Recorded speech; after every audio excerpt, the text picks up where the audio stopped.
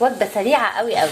بصوا دوت قطع صدوق، معاها فلفل احمر، معاها فلفل اخضر، معاها موتزاريلا، معاها طماطمايه، والبهارات المبهره اللي انا بحطها بهارات المشاوي. سايباها بس تسخن على النار شويه. تعالوا نشوف هنعمل ايه. اسرع كريب ممكن تعملوه لو وقتكم ضيق وما عندكوش فكره لاكله حلوه. هنا حطيت ايه؟ حطيت بيضايه واحده على ملح وفلفل اسمر، وهنزل عليهم بشويه لبن. نزلنا عليهم بشويه لبن، هقلبهم تقليبه كويسه. نزلت عليهم بمعلقه دقيق تمام، وهقلب فيها الزيت. هبتدي انزل بالبيض مع الدقيق مع اللبن تمام. فرشنا العجينه خالص في الطاسه زي ما انتم شايفين، وحبناها. وهنا كان الصدوق استوى معايا، هننزل بيه على العجينه او الكريب.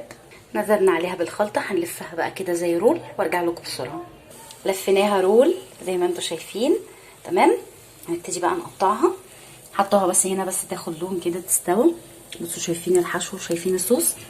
الفكره بقى دي هتتاكل مع عيش او ممكن تتاكل كده من غير عيش بالمعلقه. هوريكم بس شكلها في الاخر.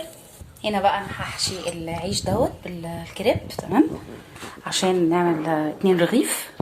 بصوا هنا في جزء فضل ياكلها كده، يعني بنوتي فضلت ان هي تاكلها كده، وانا فضلت ان انا اكلها بالعيش عادي خالص. فهلف كده بصوا، مع طبعا البيبس مش هننسى.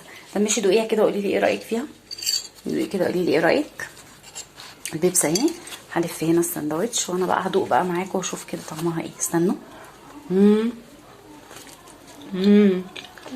تحفه على فكره. اكله سريعه جدا وجميله جدا جدا. ما تنسوش سبسكرايب وكومنت حلو منكم.